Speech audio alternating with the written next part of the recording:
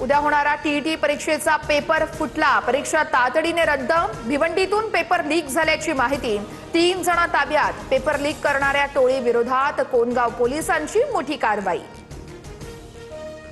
TET पेपरफुटी प्रकरणात सरकारचा सहभाग असेल, अंबादास दानवेंचा गंभीर आरोप। सभागृहात उद्या मुद्दा मांडणार असल्याचीही माहिती।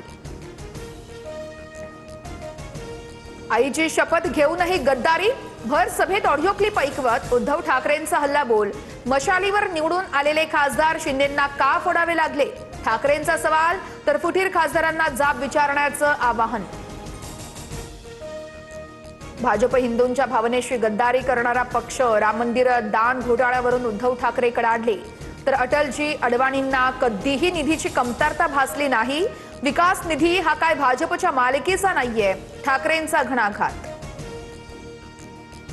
गद्दारी करायची असेल तर पुन्हा निवडून येऊन दाखवा। 12 वर्ष मोदी विकास करू शकले नाहीत, हे काय करणार आहेत?